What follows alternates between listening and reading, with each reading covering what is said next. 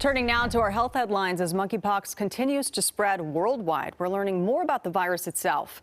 Health officials say this is the most aggressive form of monkeypox that they've ever seen. For some, it's cause for concern as the U.S. now leads the global case count.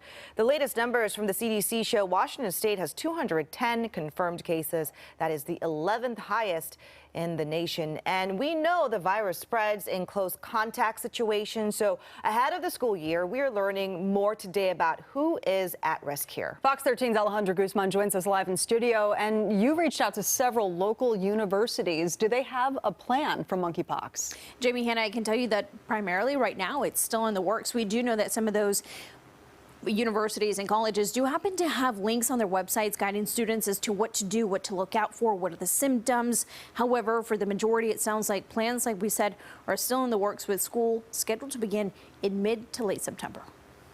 The clock's slowly ticking with summer near its end and another school year approaching.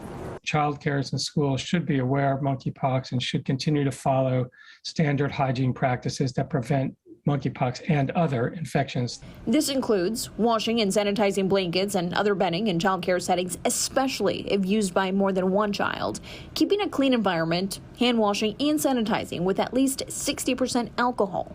Recommendations. King County Health Officer Dr. Jeffrey Duchin strongly recommends, as the county now has 2% of all national monkeypox cases. We do have a real outbreak, and it's a real important outbreak, and it's something that, we're taking extremely seriously. As of 1 p.m. Tuesday, there are 183 monkeypox cases, according to the Department of Health. Dr. Duchin estimates 20,000 people are at high risk and another 20,000 at an increased risk of contracting the virus. The risk to children is very low.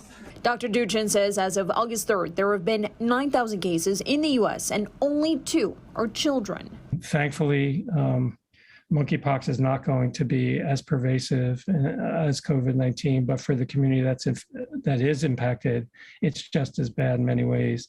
Fox 13 reached out to several campuses, including the University of Washington. While they were not available for an interview, they did say with classes starting September 28th, they're still planning their response. They do, however, have this page with information available to students, including signs and symptoms, vaccine information, and how to reduce the risk, decreasing the number of sexual partners, avoiding close physical contact at gatherings where people wear minimal clothing and have direct skin-to-skin contact. It can also spread through prolonged face-to-face contact through respiratory droplets. Those are the main ways that the disease spreads. It can also spread through contact with contaminated objects and clothing. Again, Fox 13 is waiting to hear back as several campuses say they're discussing their approach to monkeypox and the outbreak with student health directors. Some say updates could come as soon as next week. Something we'll keep you posted on both on air and online. Back to you.